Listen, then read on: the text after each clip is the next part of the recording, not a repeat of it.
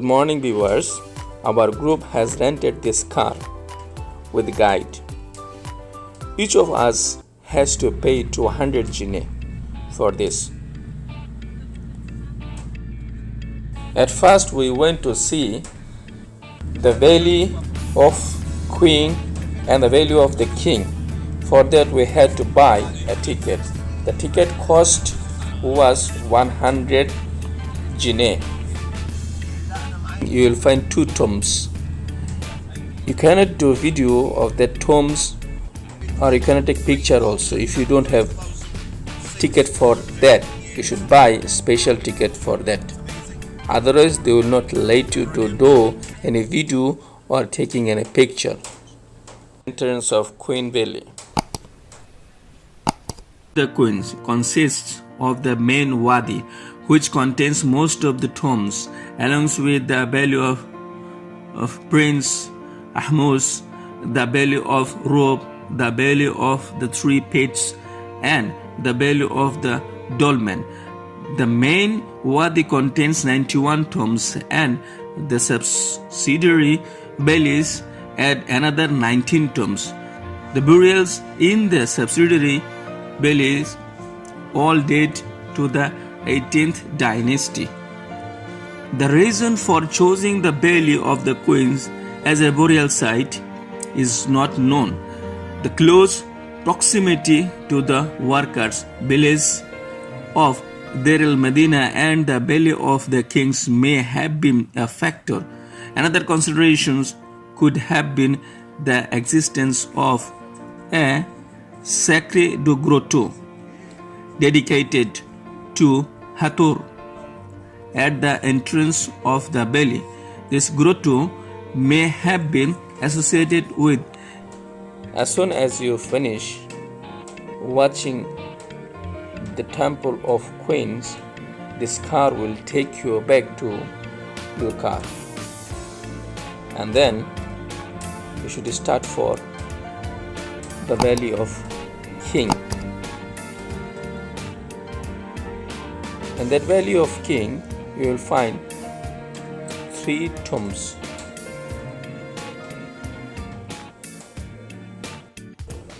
For doing videos or taking pictures for these tombs, you have to buy a ticket. As I did not know from the beginning, I could not buy the ticket, and I could not do the video also for that. Just what I did, I shoot all the places of the outside of the tombs to show you.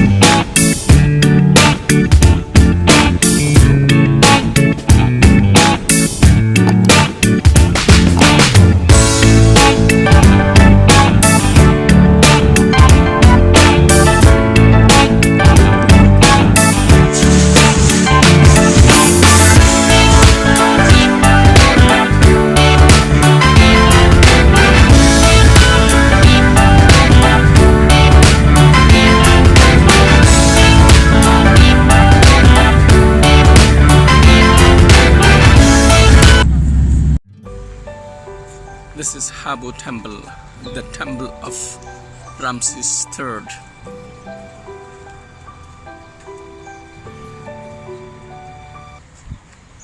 Temple of Ramses III at Medinat Habu was an important New Kingdom period temple structure in the west bank of Luxor in Egypt.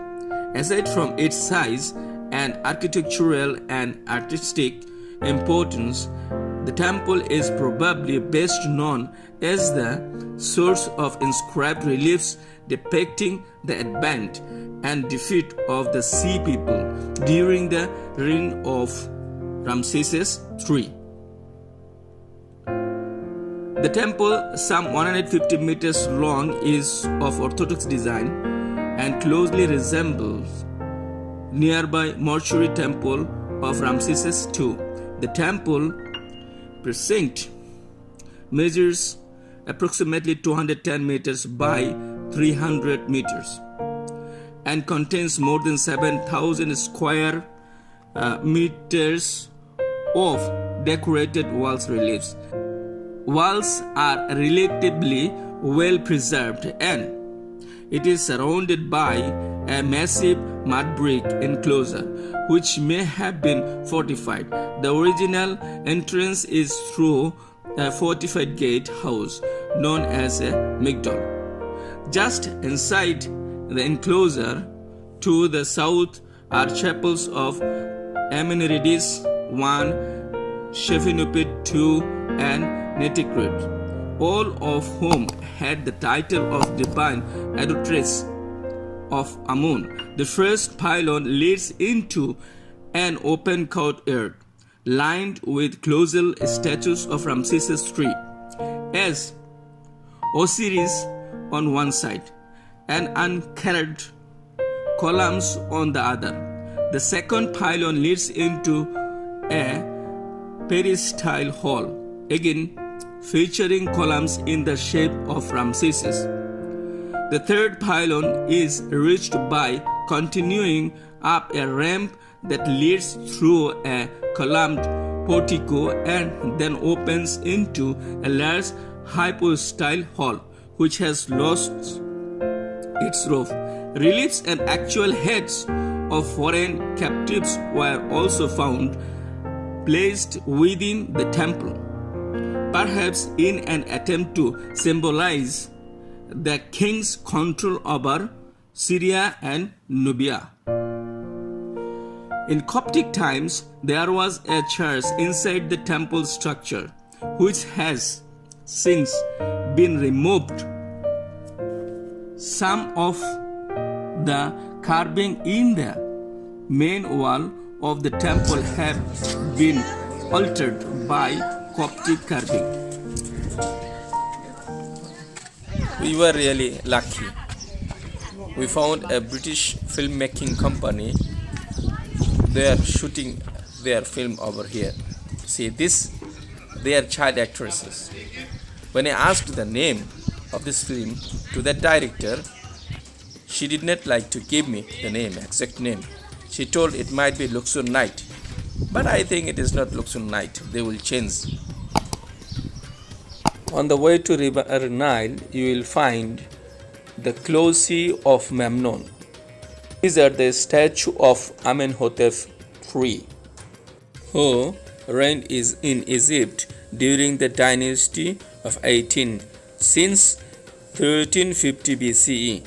They have stood in the Theban necropolis located west of the river Nile from the modern city of the Luxor. We had to cross the river Nile to see Karnak Temple, which is very famous. The Karnak Temple complex, commonly known as Karnak, from Arabic Kuranak, meaning fortified village, comprises a vast mix of decayed temples, chapels, pylons, and other buildings near Luxor in Egypt. Constructions at the complex began during the reign of Senusret I in the Middle Kingdom and continued into the Ptolemaic period. Although most of the extant buildings date from the New Kingdom, the area around Karnak was the ancient Egyptian and the main place of worship of the 18th dynasty, Theban Tirad, with the god Amun as its head. It is a part of the monumental city of Thebes. The Karnak complex gives its name to the nearby and partly surrounded modern village of El Karnak, 2.5 kilometers north of Luxor. The complex is a vast open site and includes the Karnak Open Air Museum.